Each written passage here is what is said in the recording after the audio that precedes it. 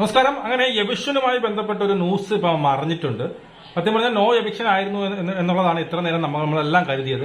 അങ്ങനെയാണ് ഒരുപാട് ന്യൂസുകൾ വന്നത്. പക്ഷേ ഇപ്പോൾ എനിക്ക് അറിയാൻ കഴിയുന്നത്, ഞാനൊരു 100% ഒന്നും കൺഫർമേഷൻ പറയാം, അല്ലെങ്കിൽ ഒരു 99% കൺഫർമേഷൻ പറയുകയാണ്. മറ്റാരുമല്ല, ഒരാൾ പുറത്തു പോയിട്ടുണ്ട്. അത് മറ്റാരുമല്ല, അഭിഷേക് കെ പുറത്തായി എന്നൊരു ന്യൂസാണ് കിട്ടുന്നത്. പുറത്തായി എന്നല്ല, അതായത് 100% കൺഫർമേഷൻ പറയാത്തത്.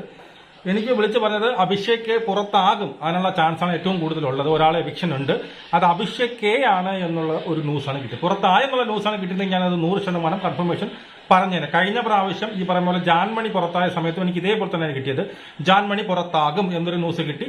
അത് പിന്നെ അത് സത്യമായി വന്നായിരുന്നു. അതുപോലെ തന്നെ ഇപ്പോൾ നമുക്ക് കേൾക്കുന്നത് അഭിഷേക് കെ പുറത്താകും എന്നുള്ള ന്യൂസാണ് കിട്ടിയത്. ഞാൻ ഇപ്പോഴും പറഞ്ഞു 99% വിശ്വസിക്കും. ഞാൻ എപ്പം പറയാൻ പോലെ 100% പറയുന്നില്ല.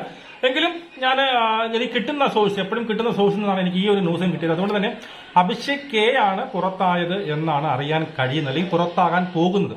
നമുക്ക് എന്തായാലും നോക്കാം. ജയ് ഹിന്ദ്.